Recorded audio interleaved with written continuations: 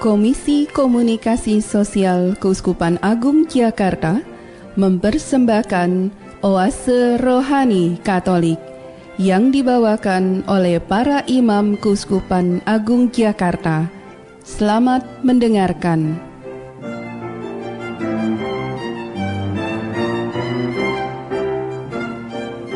Salam damai, gembala baik dan murah hati. Apa kabar? Semoga hari ini Anda semua dalam keadaan sehat serta bersemangat. Kita berjumpa kembali dalam Oase Rohani Katolik hari Senin 9 Mei 2016, pekan ke-7 Paskah. Dan hari ini kita ditemani oleh Romo Diosesan Hardijantan Dermawan bersama saya Bernadette Marita yang akan memberikan pencerahan ataupun menyegarkan iman Anda melalui firman Tuhan hari ini yang akan diwartakan melalui Oase Rohani Katolik. Baiklah, gembala baik dan murah hati, kita akan menyapa Romo Hardijantan yang sudah berada bersama kita hari ini. Salam damai Romo. Salam damai semuanya. Saya rasanya belum bertemu Romo, masih boleh selamat Paskah Romo? Iya, selamat Paskah. Ya. Karena Paskah kita panjang ya. Iya betul. Jadi Romo. Iya. Berarti kita masih bisa dalam suasana Paskah ya Romo mengucapkan ya. selamat Paskah. Baik. Romo, kita akan mengawali jumpa kita dengan doa ya Romo ya. Ya, baik. Baiklah para gembala baik dan murah hati, kita akan menyiapkan hati kita untuk berdoa yang akan dipimpin oleh Romo Hardi. Mari kita siapkan hati kita. Dalam nama Bapa dan Putra dan Roh Kudus, amin. Ya Bapa, Engkau senantiasa hadir dan menemani kami untuk perjalanan kami satu hari ini. Itulah yang menjadi keyakinan kami, sebab Roh Kudus yang akan datang yang Kau janjikan senantiasa juga menyertai kehidupan kami. Ya Tuhan, mohon berkat-Mu untuk hari ini. Semoga Roh Kudus senantiasa memimpin langkah-langkah hidup kami demi Kristus Tuhan dan pengantara kami. Amin.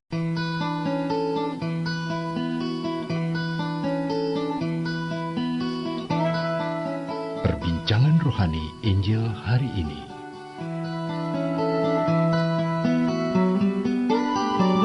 Gembala baik dan murah hati, hari ini kita akan menyimak bacaan dari Kisah Para Rasul bab 19 ayat 1 sampai 8.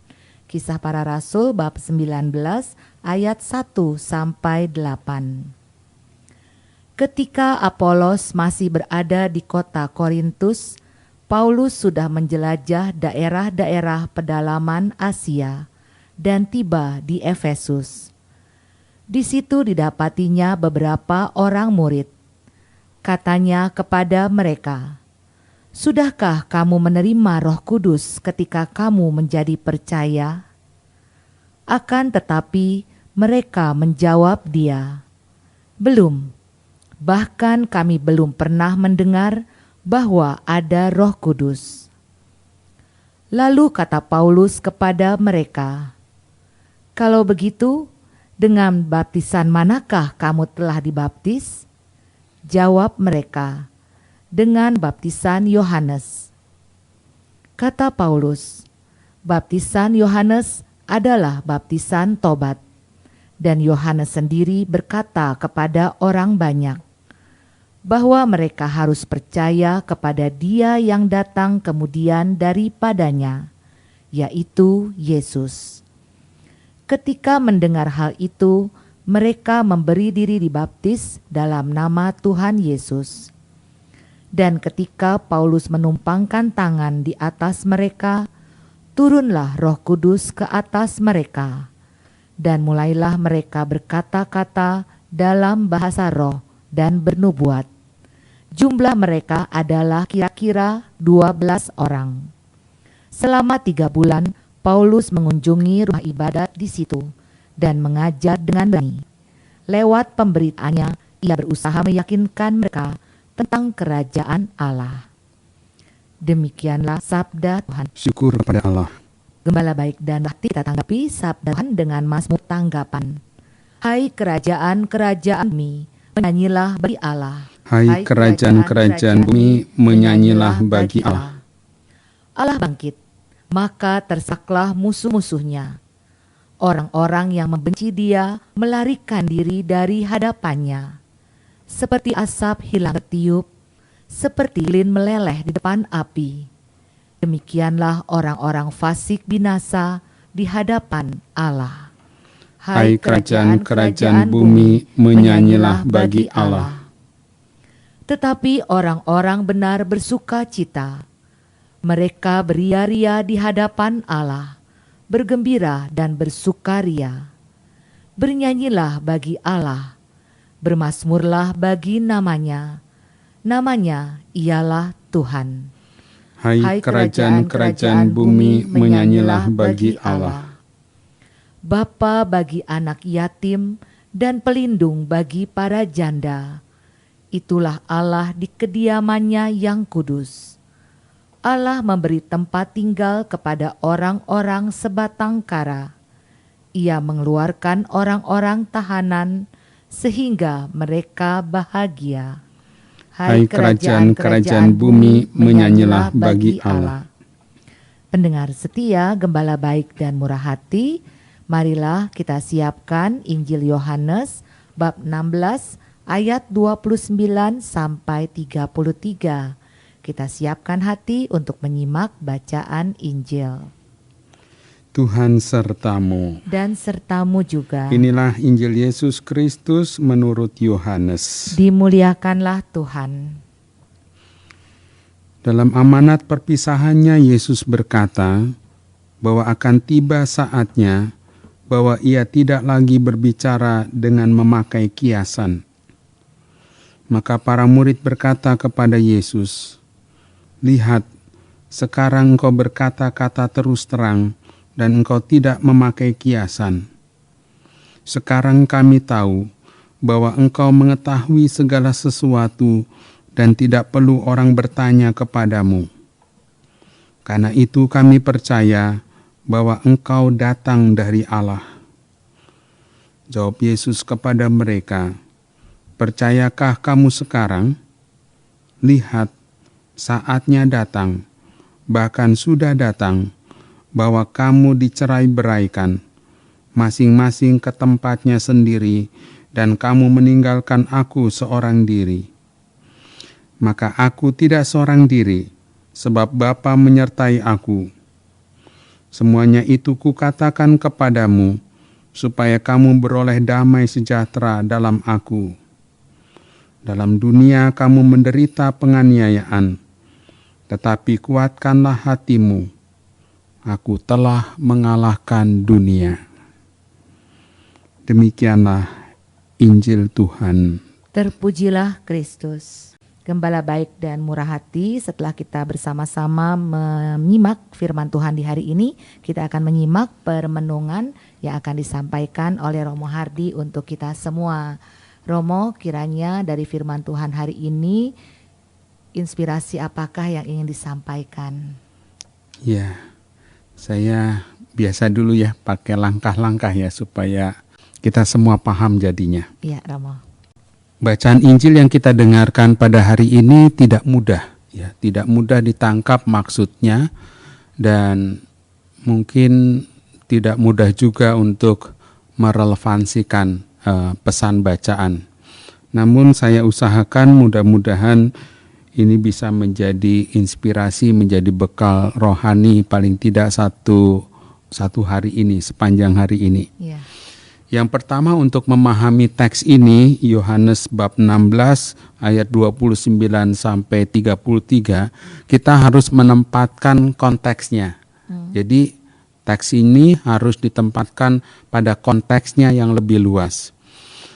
Nah, dikatakan bahwa teks ini masuk dalam amanat perpisahan. Ya, kita dibuat bingung, baru saja Yesus wafat, bangkit, kemudian ada amanat perpisahan lagi. Tapi tidak mengapa gereja mau punya maksud di dalamnya. Kenapa bacaan Yohanes ini yang diambil pada masa ini? Itu yang pertama, kita harus menempatkan konteksnya, konteks dari bacaan ini. amat perpisahan Yesus dengan para murid. Dan Yesus berkata bahwa akan tiba saatnya bahwa ia tidak lagi berbicara dengan memakai kiasan. Ya. Mari kita lihat kata saat, ya, kata saat di mana Yesus itu tentu saja bicara tentang waktu. Nah, menurut Injil Yohanes sebetulnya ada 2 waktu yang dimaksudkan. Yang pertama itu waktu yang kita kenal itu dengan kata kronos, kronologi. Ya. Kita tahu kronologi itu tahu ya. Tahu. Ya, kronologi misalnya ada peristiwa apa dan sebagainya. Namun itu bukan dimaksudkan oleh penginjil Yohanes mengenai waktu. Waktu senantiasa yang dimaksudkan adalah kairos, rahmat, waktu yang berahmat. Ya. Maka kalau kita membaca Injil Yohanes misalnya saja, di sana ada kata saat, ada waktu, ingatlah yang dimaksudkan oleh penginjil Yohanes itu berkenaan dengan waktu kairos, bukan waktu kronos, waktu yang berahmat. Ya. Jadi bagi Injil Yohanes, kata saat, kata waktu itu bagi penginjil Yohanes semua terangkum, apapun itu suka dan duka, semua terangkum dalam penyertaan Allah, dalam kasih Allah. Itu yang dimaksudkan. Itu mengenai waktu, ya.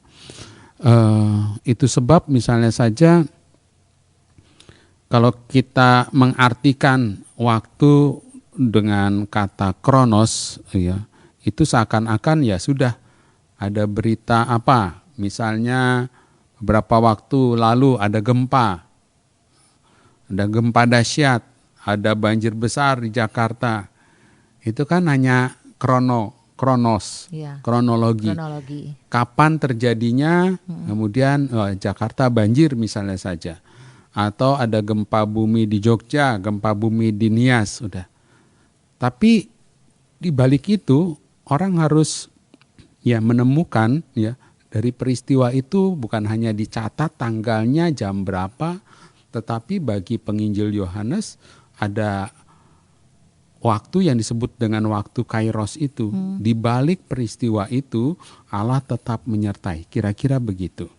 Nah, kalau teksnya bicara soal amanat perpisahan tentang Yesus, itu bicara tentang wafat Tuhan Yesus. Wafat Tuhan Yesus di kayu salib yang kita kenang dalam Jumat Agung beberapa waktu yang lalu.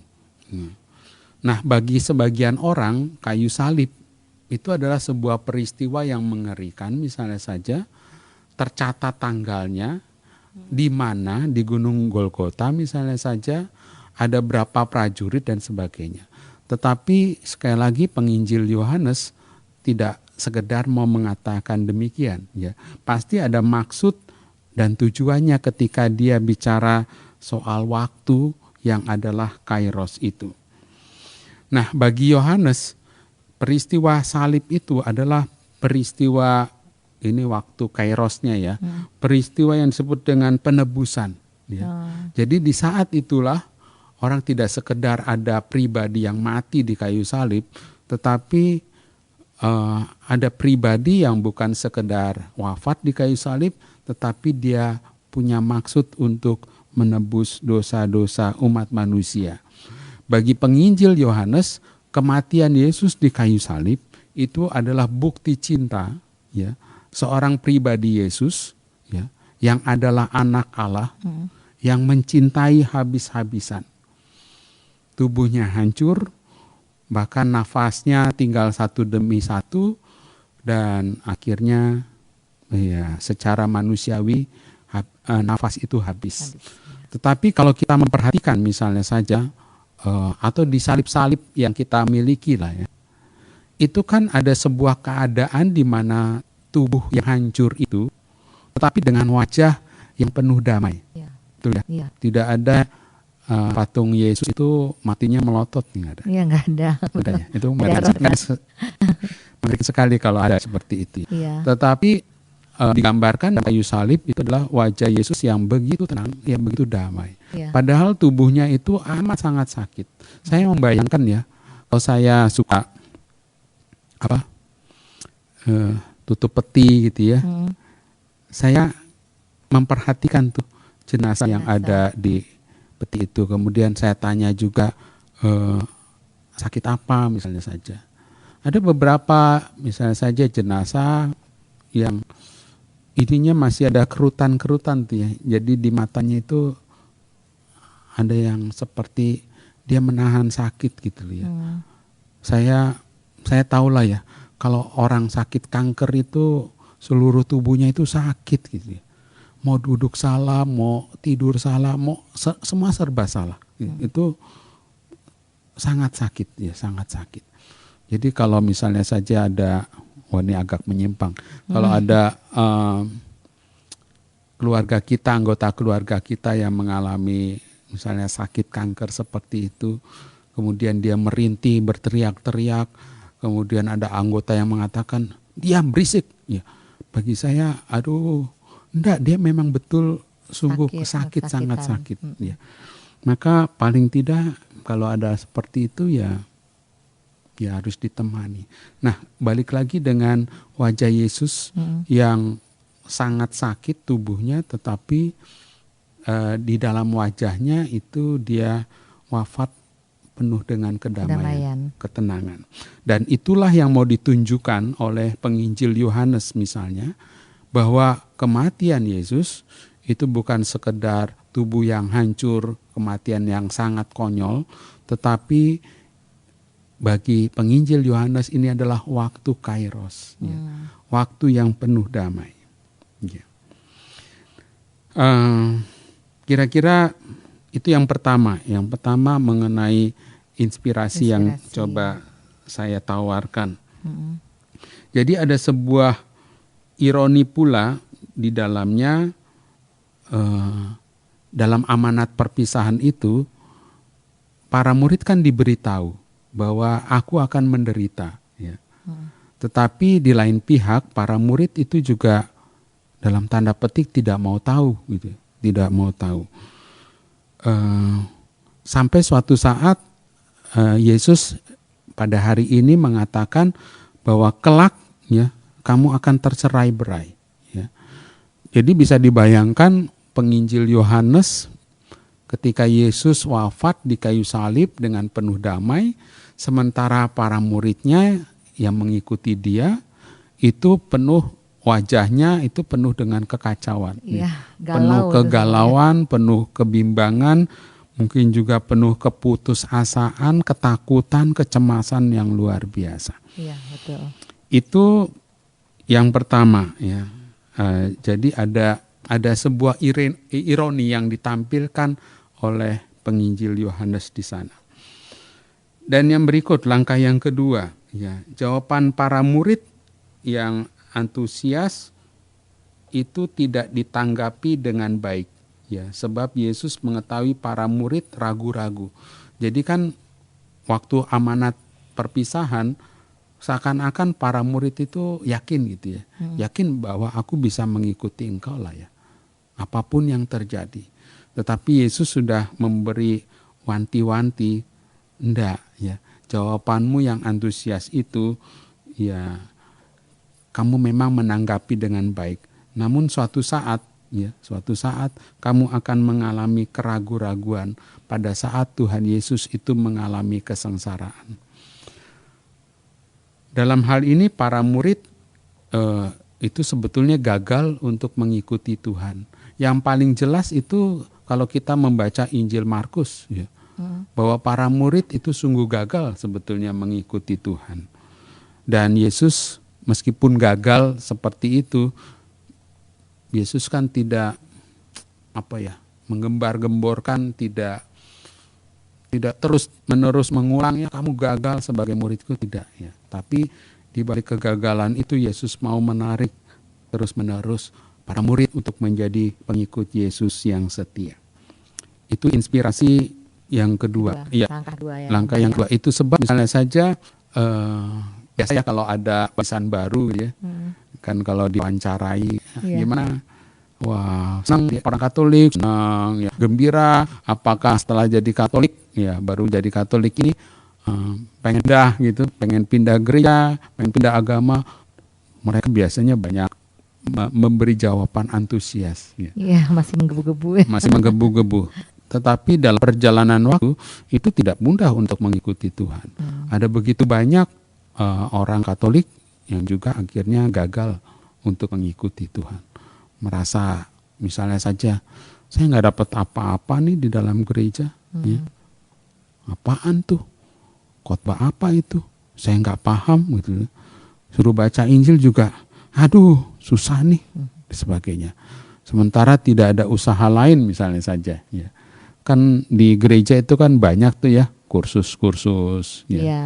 Atau tempat saya lah ya. Iya. Ambil promosi lagi. Promosi. Boleh Misalnya di KPKS. KPKS Santo Paulus, kursus pendidikan Kitab Suci Santo Paulus. Orang silakan ya. Atau di gereja itu kan ada semacam paket-paket ya dari Komisi Kerasulan Kitab Suci. Iya. Ya, paket A, paket B, paket C. Itu bukan bisa ujian aja ya, paket A, paket B. Kursus juga. Kalau di KPKS sih memang ada ujiannya ya. Iya. Orang dilatih juga, bukan sekedar mendengarkan. Tapi kalau paket-paket itu hanya ya bisa sih mendengarkan doang karena tidak ada ujiannya. Jadi kalau mau memperdalam lagi imannya sebenarnya bisa dengan hal-hal tersebut ya. Bisa. Atau begini yang saya amati, banyak orang Katolik yang gagal mengikuti Tuhan karena saya punya keyakinan ya. Sebuah agama, sebuah iman yang kita pegang itu harus dikaitkan atau harus direlasikan dengan komunitas. Jadi orang harus masuk dalam sebuah komunitas. Tidak bisa tidak. Kalau kita berjalan seorang diri, tidak aktif gitu, ya ke gereja sih ke gereja. Orang pergi ke gereja hari Minggu, kemudian pulang lagi ke rumah atau ke mall makan-makan, setelah itu pulang. Dia tidak, gitu ya sudahlah. Orang-orang seperti ini biasanya kalau yang saya amati gagal, ya gagal. Kemudian ada godaan, ada tarikan-tarikan dari luar, ya udah orang tertarik di sana, dikasih entertain apalah, kemudian mencoba ke tempat yang lain, mencoba jajan tempat yang lain, merasa di gereja Katolik tidak mendapatkan apa-apa gitu. Mungkin baik ya supaya kita tidak gagal mengikuti Tuhan, jalan Tuhan. Kita masuk sebuah komunitas, meskipun juga berisiko sih ya. Di dalam sebuah komunitas itu bisa terjadi juga gesek-gesekan sih ya, sikut-sikutan sana sini. Tetapi itulah ya, itulah dinamika menurut saya, dinamika iman kita ya. Kita mau mengikuti Tuhan atau mengikuti orangnya atau apa tuh ya? Iya, betul. Kalau relasinya yang baik memang tujuannya untuk saling meneguhkan, saling menguatkan, saling sharing ya untuk menambah semakin menambah memantapkan iman itu yang baik ya. Betul. Ya. Nah, maka langkah yang ketiga itu adalah ini ya. Yang menarik itu adalah meskipun Yesus tahu bahwa para muridnya ini meskipun dia adalah ring pertama, lingkaran pertama dari Tuhan Yesus, Yesus tetap berharap ya, berharap pada para murid ini, berharap pada kelompok 12 ini. Atau tepatnya lagi berharap pada kelompok 11 ya, karena satu itu Yudas Iskariot itu menjadi pengkhianat. Yesus memberikan kesimpulan di sana ya, dalam dunia kamu menderita penganiayaan, tetapi kuatkanlah hatimu, aku telah mengalahkan dunia. Maka kita diajak untuk ya menguatkan hati kita, menguatkan iman kita, berpegang. Dan kalau kita kembali lagi pada langkah yang pertama tadi, bahwa apapun peristiwa yang kita alami, percayalah itu adalah waktu kairos. Penginjil Yohanes itu menekankan hal seperti itu. Apapun yang terjadi, pengalaman luka, percayalah bahwa Tuhan sedang membentuk kita, Tuhan sedang berjalan bersama dengan kita, ya, Percaya bahwa semua itu dirangkum dalam si Allah. Masa depan kita kan tidak ada yang tahu kecuali Tuhan sendiri. Ya, betul. Itu sebab perang diajak untuk meninggalkan masa lalunya, luka-lukanya, duka-dukanya, kemudian berkiblat memandang ke depan, jauh ke depan, karena itulah masa depan kita. Nah, Tuhan dalam hal ini berharap kepada para murid, ya. Maka penyebaran kabar gembira itu kan sebetulnya hanya segelintir orang, ya. Yesus berharap sebelum akhirnya dia wafat, kemudian bangkit, kemudian naik ke surga. Dia amat mengharapkan pada kelompok kecil ini, atau yang disebut dengan, kalau dalam perjanjian lama itu yang disebut dengan kaum Anawim. Orang-orang yang tetap berpegang teguh pada imannya, pada Tuhan. Dan bagi penginjil Yohanes itu yang disebut dengan waktu kairos. Waktu kairosnya Tuhan. Yang berikut, ya. Yang berikut, lantas apa yang bisa kita refleksikan dari teks ini, dari konteks ini, amanat perpisahan Yesus dengan para murid. Yang pertama, saya membayangkan, atau ketika saya membaca tafsir ini, saya itu membayangkan juga, ya, bahwa ada sebuah keadaan buruk di dalam gereja. Ketika gereja itu juga berada di tengah-tengah dunia. Permusuhan terhadap gereja. Jadi gereja atau komunitas gereja ini senantiasa mendapatkan tantangan, ya, rintangan, ya, permusuhan dari pihak yang lain. Ini bukan hanya betapa sulitnya mendirikan bangunan gereja misalnya saja, bukan hanya itu. Tetapi mungkin betapa lambatnya gereja bisa bertumbuh dan berkembang. Atau paling tidak iman, ya, iman yang kita miliki, apakah bertumbuh dan berkembang? Atau kita beranggapan ya sudahlah, sambil lalu aja lah, membiarkan ya berjalan begitu saja, mengalir begitu saja. Banyak sekali tantangan-tantangan gereja di dalam dunia ini, ya, banyak sekali. Paus Fransiskus sekarang ini mengeluarkan ya sebuah pesan yang diberi judul Amoris Laetitia. Ya. Paus memaparkan kesukaran-kesukaran hidup berkeluarga Kristiani di tengah-tengah dunia ini. Itu kalau saya membaca teks itu.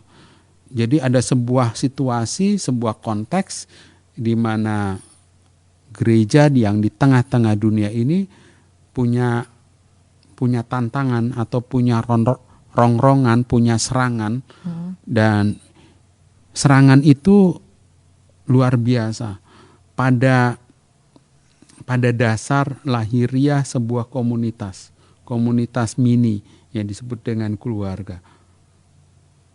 Maka ada pepatah Cina, ya, kalau masyarakat kita ini amburadul, misalnya saja, itu nggak usah jauh-jauh, lihatlah keluarga. Betul. Lihatlah keluarga. Ya, Romo, kita hentikan dulu ya, Romo, ya. Dan bagaimana tantangan-tantangan yang akan dihadapi dengan situasi dan juga bagaimana refleksinya, kita akan simak nanti di bagian kedua setelah kita menyimak lagu yang berikut.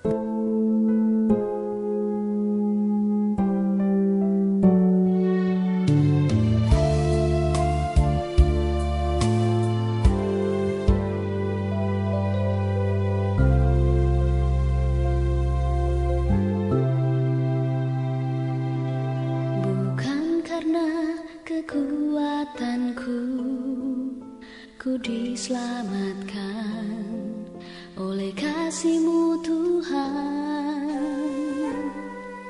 namun karena kemurahan-Mu aku ditebus oleh kuasa darah-Mu.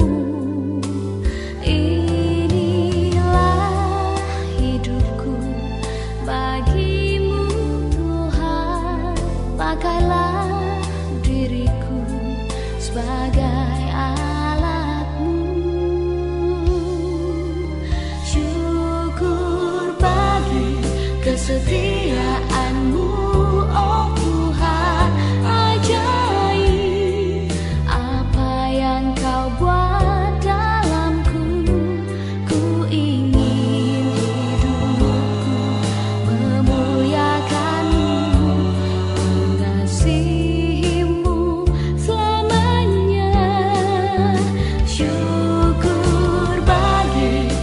kesetiaan-Mu, oh Tuhan, ajaib. Apa yang Kau buat dalamku, ku ingin hidupku memuliakan-Mu dan memuji-Mu. Kau Allah yang setia.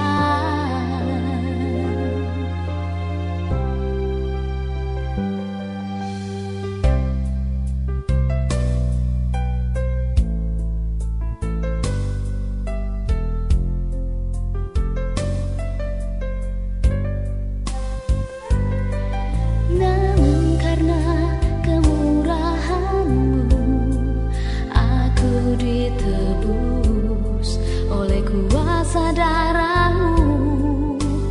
Inilah hidupku bagi-Mu, Tuhan.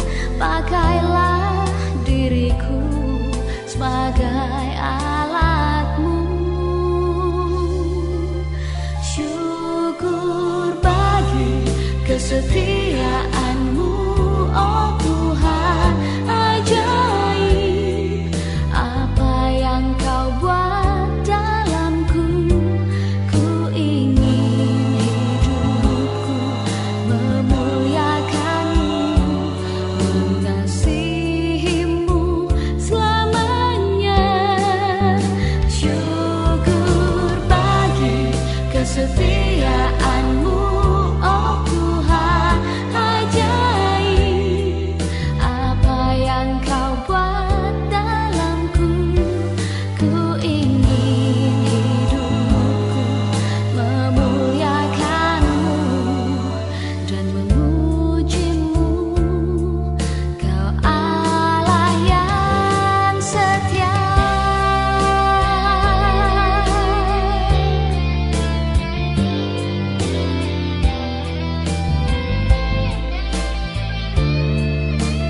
Ku ingin hidupku memuliakan-Mu dan memuji-Mu. Kau Allah yang setia. Kau Allah yang setia.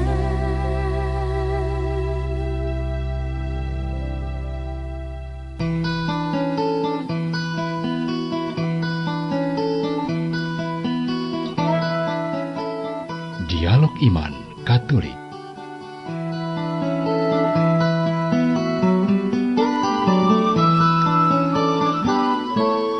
Gembala baik dan murah hati, kita akan melanjutkan di bagian kedua dalam siaran Oase Rohani Katolik di hari Senin 9 Mei 2016, pekan ke-7 Paskah.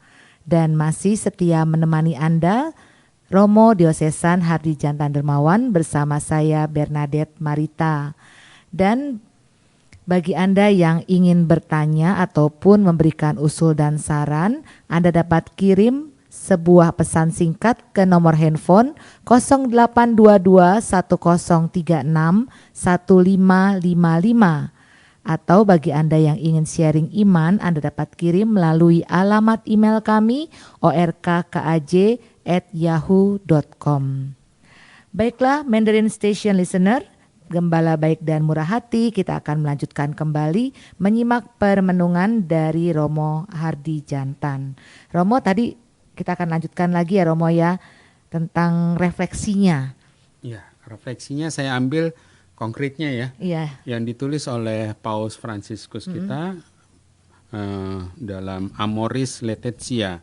Di sana dipaparkan mengenai situasi keluarga-keluarga dalam arti tertentu itu mengerikan sekali keadaannya.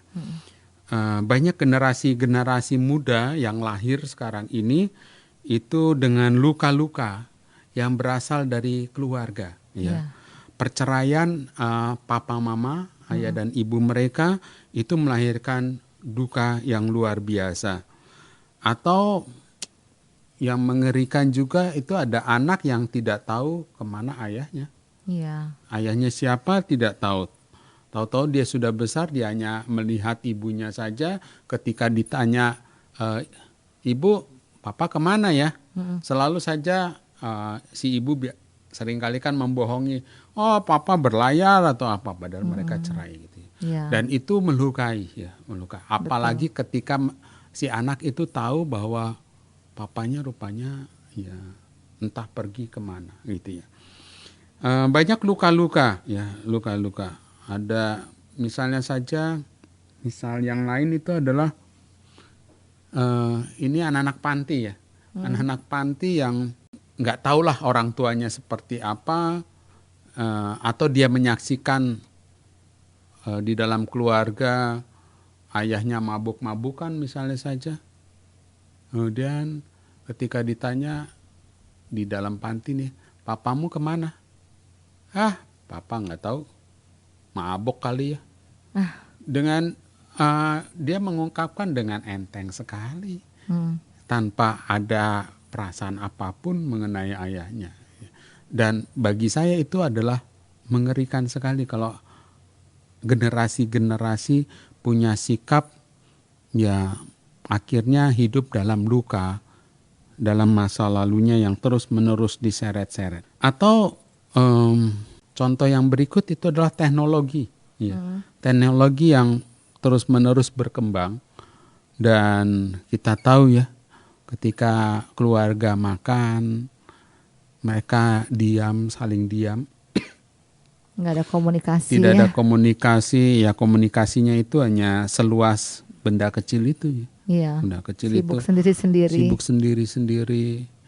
Kemudian ketawa sendiri karena baca itu.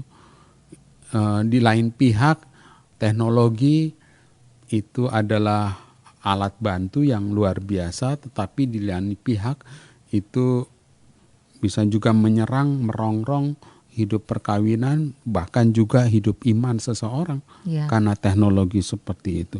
Semua bisa diadakan misalnya saja. Kalau begitu, ya untuk apa aku butuh Tuhan? Toh Tuhan juga tidak buat apa-apa misalnya saja. Ada orang yang bertanya seperti itu. Kita tahu teknologi membuat orang yang jauh dari dekat, tetapi sebaliknya yang dekat jadi jauh. Yang sungguh amat mencemaskan itu adalah ketika jiwa sebetulnya mengalami kegelapan. Ini di luar teknologi ya. Ini sebagai contoh ya. Jiwa yang mengalami kegelapan itu banyak sih ya. Saya seringkali itu kalau berkunjung ke panti jompo ya. Panti jompo, ada orang, ada opa duduk sendirian, memandang entah apa, penuh dengan kekosongan. Dia menanti-nanti anaknya, tapi juga tidak pernah datang berkunjung. Berkunjung. Itu kan bagi saya itu adalah jiwa yang mengalami kegelapan. Orang hidup ini apa yang bisa aku usahakan lagi itu ya. Kalau tidak ada keluarga, anggota keluarga yang datang ya menghibur atau apa, sekedar menyapa. Saya baru ngeh dalam arti begini. Rumah saya kan di Jatinegara ya. Ayah dan ibu kan juga sudah tua ya. Ya kadang saya pulang gitu ya. Pulang kalau tidak membawa sesuatu untuk orang tua kayaknya ya. Ada yang kurang gitu ya. Ada yang kurang ya, betul ya. Iya. Ya mereka sih nggak bertanya. Kamu kok nggak bawa apa-apa atau apa. Tetapi kayaknya kalau dibawain senang sekali gitu ya, berarti masih diingat gitu ya. Benar Marita. Mungkin baik ya karena kita bisa menjadi terang bagi mereka daripada jiwa mereka itu gelap gitu ya. Karena bayangkan orang tua kan punya keterbatasan tuh ya untuk sosialisasi, untuk berjalan aja udah tertatih-tatih gitu ya. Atau yang berikut mereka kan cepat lelah juga ya. Betul. Cepat lelah, kemudian juga merasa mungkin tidak berguna lagi. Tidak berguna lagi atau apa. Justru kehadiran yang kecil-kecil seperti itu memberi buah tangan apapun, ya, itu membuat mereka senang ya. Kalau kita misalnya kemana, ke Bandung, ke Bogor, ya udah bawain apa gitu. pada mereka. Termasuk juga ke panti jompo gitu ya. Iya. Panti jompo. Mereka kan senang kalau dapat hadiah. Tapi ya kadang-kadang ya minta maaf lagi nih. Hadiahnya itu melulu gitu ya. Orang tidak berpikir. Yang memberi bingung, Romo. Yang memberi bingung gitu ya. Kira-kira apa yang cocok gitu ya. apa ya gitu buat opa oma gitu. Iya. Yang ada anduk melulu. Iya. Maaf lu ya. Iya, Romo. Tapi saya mau mengatakan jangan mungkin dengan makan bersama aja itu mereka udah seneng kok. Iya. Kita membawa sesuatu, makanan, kemudian makan bersama dengan mereka meskipun sulit. Ya saya tahu juga di panti jompo itu ada aturan-aturan sih. Iya. Iya. Itu berarti kita membawa sedikit pencerahan ya. Pencerahan. Terang bagi yang kegelapan itu, jiwa yang kegelapan. Nah, jiwa yang kegelapan itu dalam bahasa Yohanes dari Salib, ini bukan penginjil Yohanes, tapi Yohanes dari Salib, itu adalah kegelapan malam dalam jiwa. Oh. Ya, kegelapan malam itu seperti nightmare gitu ya. Kalau ada orang mengalami seperti itu bisa dirasakan, salah satu indikasinya itu adalah ketika kita mengalami kesepian. Ya. Ke mall dengan banyak orang tapi Tetap merasa sendiri. merasa ya. sendiri gitu ya. Itu kalau saya ke mana ya? Kalau ke luar negeri itu paling terasa tuh ya. Iya. Nggak punya siapa-siapa, kemudian datang ke mall, nggak kenal, bahasanya juga susah Iya. untuk berkomunikasi. Nah itu tuh Kayak anak hilang mau. kayak anak hilang ya. Kayak anak hilang. Meskipun juga punya uang, kita juga ya untuk apa misalnya saja. Iya. Itu ya saya rasakan ketika berada di luar negeri itu ya.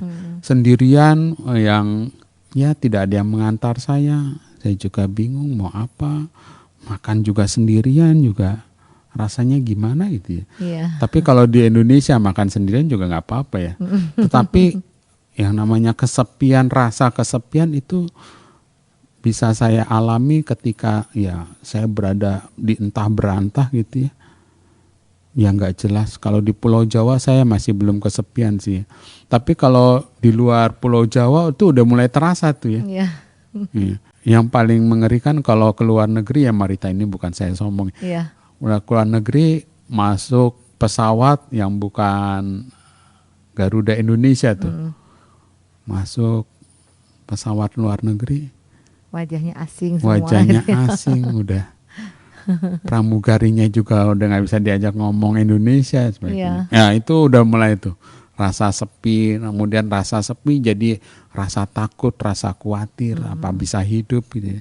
Nah, bagi Yohanes dari Salib itu adalah peristiwa yang bisa menggelapkan jiwa ini seperti itu. Seakan-akan tidak tahu lagi, orang harus meraba hidup pun juga dia tidak mampu di dalam kegelapan seperti itu. Mengalami kesendirian, bahkan yang mengerikan juga hidup ini udah tidak bermakna lagi. Dulu waktu saya seperti ini ya pernah mengalami ya. Saya mengatakan hidup ini untuk apa ya? Ya saya sih tahu menurut Ignatius dari Loyola hidup ini untuk memuji, menghormati, mengabdi Allah, saya tahu itu. Iya. Tapi itu kan rumusan ya. Tetapi ketika menjalani hidup ini untuk apa ya? Maka dalam peristiwa ini mau dikatakan penginjil Yohanes, percayalah ada yang disebut dengan waktu kairos. Waktu kairos, waktu yang berahmat itu hanya bisa berahmat ketika orang keluar dari dirinya sendiri. Iya. Kalau memikirkan diri sendiri, rasa Terus, sepiku atau iya, apa, bergulat terus di pikiran tentang hal itu ya, Rama ya. itu mengerikan sekali Mengerikan, tuh. betul. Orang yang kesepian, orang yang hidupnya tidak bermakna lagi. Ya, harus keluar ya. Harus untuk keluar dari melihat dirinya kairosnya itu. Ya. Maka misalnya saja ada contoh seorang ibu yang sudah ditinggalkan suaminya meninggal, kemudian punya anak semata wayang gitu, meninggal juga. Oh itu saya bisa merasakan tuh ya, Ya. hati seorang ibu seperti itu. Habis tidak punya makna apapun. Hidup ini apa yang membuat saya bisa membanggakan gitu ya, bisa berbangga lagi pada hidup saya. Anak sudah meninggal, suami sudah tidak ada. Itu kalau berkutat pada diri Iya, sendiri ya, berkutat Mo. pada diri Harus sendiri. keluar Maka ya. kalau ada teman-teman yang mengalami seperti itu, silakan ya masuk ke dalam sebuah komunitas. Iya, betul. Komunitas, karena di dalam komunitas itulah yang bisa menyembuhkan ya.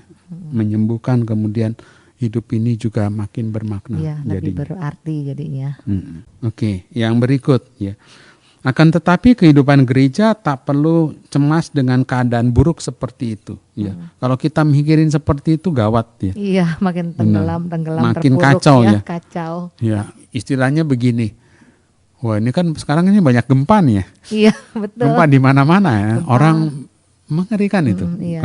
Kalau ada kehidupan seperti itu, Yesus memberi nasihat, kuatkanlah hatimu, dan itu berarti beranikanlah dirimu. Ya. Para murid diberi janji akan kekuatan doa. Ya.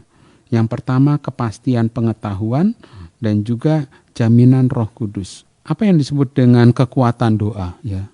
Dalam keadaan seperti itu, orang masuk dalam sebuah doa dalam arti berelasi. Siapa aku di hadapan Allah?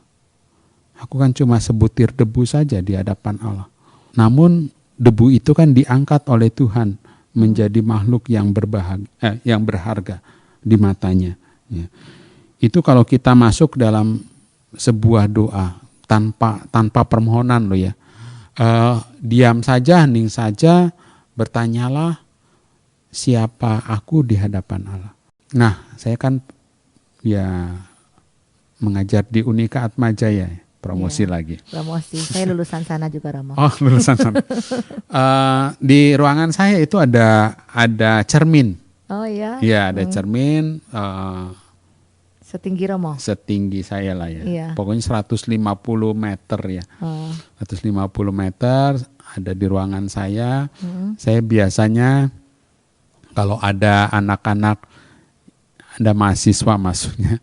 Mahasiswa yang datang mulai putus asa, mulai ya hidupnya bertanya-tanya, ya, saya ajak kamu bercermin di sana. Kalau ada mahasiswa yang nakal atau apa, Terus bercermin juga. di sana. Tanya siapa kamu, untuk apa hidupmu. Itu semacam doa juga sih. Bagi bertanya seperti itu adalah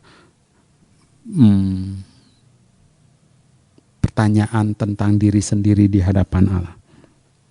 Yang berikut itu adalah apakah yang dimaksudkan? Ya, tadi udah ya, kekuatan doa sebagai pengikut Tuhan. Yang berikut itu adalah kepastian pengetahuan. Ya. Kepastian pengetahuan itu artinya kebenaran. Apa maksudnya? Hidup bukan lagi berpusat pada dunia, pada materi, tetapi pada Kristus. Ya. Dan semuanya itu bersumber dari kitab suci, dari ajaran-ajaran gereja. Kalau saya menyebut tadi Amoris Laetitia, itu kan Paus Fransiskus yang menulisnya.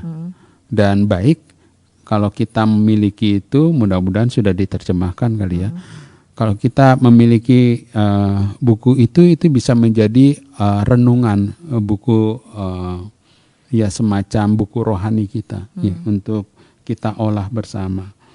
Jadi dengan kata lain, penginjil Yohanes mau mengajak kita untuk tidak berpusat pada diri kita sendiri, tetapi pada Yesus Kristus. Kita punya keterarahan pada Dia. Ya. Meskipun kita tinggal di dunia, jangan pernah lupa bahwa kita punya dunia yang lain yang disebut dengan surga. Bukan dunia lain ya Romo ya. Tetapi surga. Iya, itu. surga yang maksudnya seperti itu. Iya. Dan itu berarti pintu masuknya itu adalah ya menjadi pengikut-pengikut Tuhan. Ya. Mau menjadi pengikut. Hidup kita dipusatkan bukan pada dunia tetapi pada Kristus sendiri. Ya, makanya harus rajin-rajin membaca kitab suci dan ajaran-ajaran gereja tadi ya. Ya. Untuk memperoleh kepastian pengetahuan atau kebenaran. Yang paling saya tawarkan buku ya, promosi lagi. Ya. Yang disebut dengan mengikuti jejak Kristus itu bagus tuh. Bagus ya Romo ya. Thomas A. Kempis Iya. ya. Nggak usah cepat-cepat membacanya, tetapi satu demi satu kita akan dibawa ya. Dibawa pada jejak Tuhan Yesus Kristus. Langkah-langkah kita untuk mengikuti Tuhan misalnya saja. Dan saya punya keyakinan bahwa kalau kita mau melakukan seperti itu, kita sedang dibimbing oleh Roh Kudus. Ya. Apalagi hidup kita tidak lagi dipusatkan pada diri kita sendiri, Iya, tetapi tidak keluar. terus, bergulat terus dengan Iya. diri sendiri, merasa sendiri, tidak bermakna tadi Tidak ya. bermakna. Aduh, aku orang yang paling malang di dunia ini. Iya. Nggak usah. Betul. Tidak perlu mengatakan seperti itu. Kira-kira begitu, Ya, Marita. berarti langkah-langkahnya ini Romo benar-benar mengesankan ini dari tadi bagian pertama sampai dengan bagian kedua ini ya Romo ya. Mulai dari saat yang dimana menurut dari Injil Yohanes saat itu adalah sebenarnya rahmat atau kairos tadi ya. Berarti penyertaan Allah. Ingat bahwa di balik segala peristiwa yang kita alami itu bersama Tuhan sedang membentuk kita.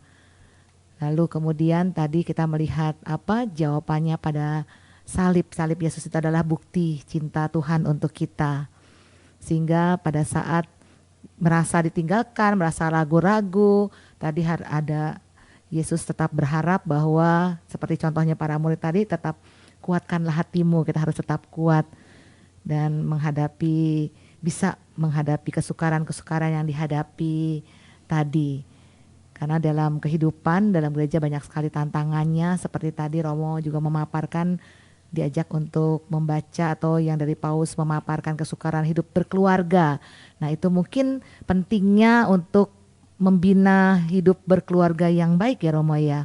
Iya, Keluarga pun juga harus memiliki komunitas dengan keluarga yang lain. Keluarga lain ya. Itu sebab misalnya saja kalau ada masalah keluarga, misalnya saja saya selalu tanya, siapa saksi perkawinannya? Oh iya.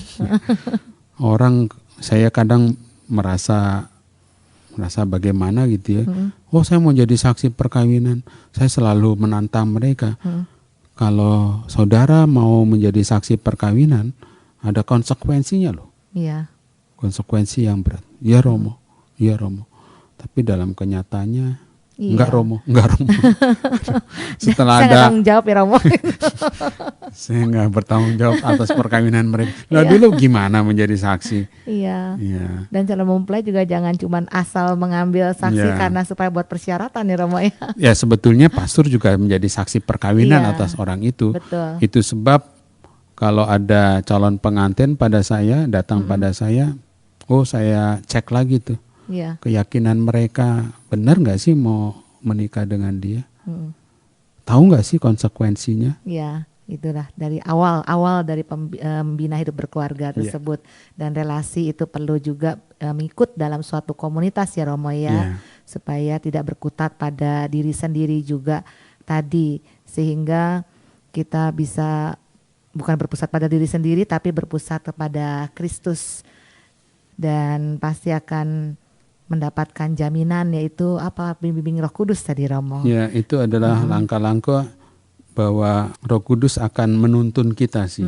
Ya, promosi lagi nih ya. Dalam sebuah majalah hidup itu ada sebuah kisah tentang Rektor Unika Atmajaya yang baru.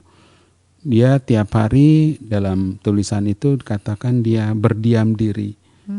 Tiap pagi bangun, kemudian dia hening sejenak, kemudian membuat strategi katanya. Membuat strategi dan dia membutuhkan waktu itu untuk mendengarkan Roh Kudus. Roh Kudus ini bicara apa untuk hari ini? Untuk hari ini. Ya. Jadi lakukan setiap pagi. Betul juga sih Romo ya. Jadi dengan hening sejenak membuat sesuatu yang Roh Kudus ingin apa, lalu melaksanakan yang benar jadinya ya. Baik, terima kasih Romo. Romo sebelum menutup pertemuan kita dengan Mandarin Station Listener, Gembala Baik dan Murah Hati, kiranya apakah Romo bisa memberikan suatu pesan singkat yang untuk menjadi bekal sehari ini, Romo? Kata kuncinya itu adalah kairos. Kairos ya. Ya, kairos, kita seringkali mendengar kata itu kairos. Apa artinya kairos? Kairos itu artinya berrahmat ya. Sebetulnya itu terjemahan dari waktu ya. Waktu yang kita miliki, waktu yang kita jalani ya. Waktu kan terus-menerus bergulir Ya. ya. Tetapi kita punya keyakinan waktu yang bergulir itu bukan sekedar bergulir. Kalau sekedar bergulir itu namanya kronos. Ya. Tetapi kita mau memiliki waktu yang kita jalani, waktu yang kita miliki itu adalah waktu yang kairos. Tuhan berrahmat, Tuhan yang mengalirkan rahmat kepada kita. Maka percayalah, apapun peristiwa yang kita alami, Tuhan tetap menyertai. Amin. Terima kasih Romo Hardy. Baiklah, Gembala baik dan murah hati, kiranya kita harus menghentikan jumpa kita di Oase Rohani Katolik hari ini, Senin 9 Mei 2016, Pekan ke-7 Paskah. Romo Diosesan Hardy Jantan Dermawan dan saya Bernadette Marita harus undur diri dari ruang dengar Anda. Kami mengucapkan selamat menjalani hari ini dengan penuh semangat dan tersenyum. Ingat satu pesan tadi tentang kairos, bahwa apa yang kita alami dalam kehidupan semuanya adalah rahmat Tuhan dan Tuhan selalu menyertai. Kita akan tutup jumpa kita dengan doa dan berkat Tuhan melalui Romo Hardy. Marilah kita berdoa. Ya Tuhan, hari ini penginjil Yohanes mengajak kami semua untuk percaya, untuk mengandalkan diri, bukan pada diri kami sendiri, tetapi mengandalkan diri pada kekuatan-Mu. Tuhan, sertailah kami, sebab itulah yang kami harapkan, yang kami dambakan. Waktu yang kami jalani adalah waktu kairos, Tuhan yang menyertai. Dan semoga kita semua senantiasa berada dalam genggaman kasih-Nya, rahmat-Nya, dalam nama Bapa dan Putra dan Roh Kudus. Amin.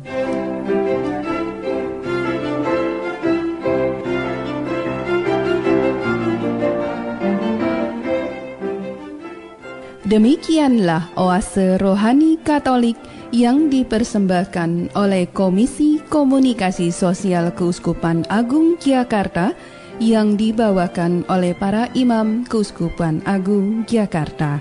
Tuhan memberkati.